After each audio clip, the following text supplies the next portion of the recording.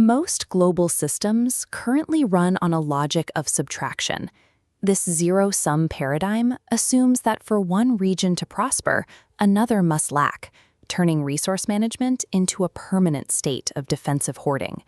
The human cost is measured in people permanently wired for conflict. Veterans and victims often remain locked in these combat mechanics, unable to transition their specialized skills into civilian stability. Treaties and military deterrence generally address the symptoms of this friction. They provide a temporary pause, but the underlying economic pressure to control scarce resources remains constant. Shifting this dynamic requires making conflict the least profitable option. We replace the incentive for war with a baseline of engineered local abundance. The Vegan Ethical Leadership Intern Program utilizes a soldier's exclusive strategy to bridge this gap. Individuals trained to hold a perimeter possess the exact discipline required to maintain complex life support systems. This program applies that protective rigor to the maintenance of soil, energy, and water. Over 90 days, the curriculum works through a systematic reboot. It moves participants from the narrow focus of trauma response into the broad operational logic of global resource architecture. Every external system reflects the health of the people managing it. Governing a global infrastructure begins with the successful governance of one's own internal biological ecosystem. Phase 1 isolates the leader from the noise of the outside world. The first month focuses entirely on physical stabilization and nutritional grounding.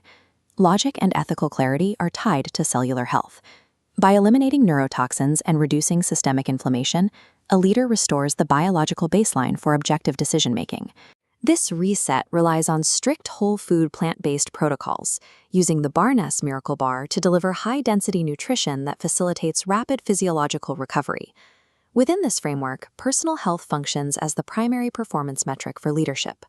Once an intern is physically stabilized, the curriculum shifts to the geopolitics of abundance. Interns analyze historical documents, like the Balfour Declaration, to see how resource control has been used to leverage and maintain legacy conflicts across generations. This phase introduces the Schwartz Protocol, a legal and ethical framework designed to ensure human dignity remains the primary design constraint.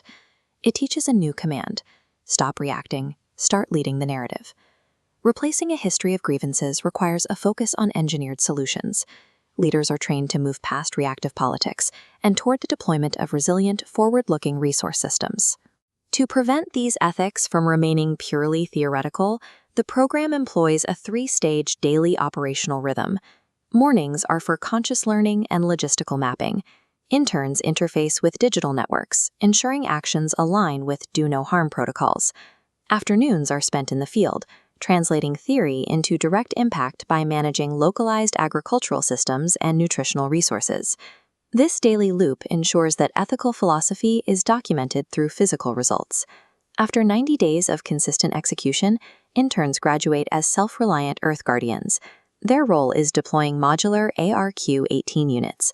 These apolitical tools are sent into high-friction zones to establish independent safe zones. Each node functions as a local blue zone, providing the energy and food security necessary to lower regional stress that leads to conflict.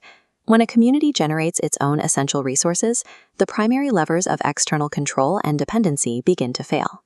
Shifting the primary focus from border defense to local resource stability creates the very foundation for a tangible peace economy. If scarcity is treated as a logistical failure with a modular solution, the cycle of geopolitical conflict becomes an avoidable error in resource management.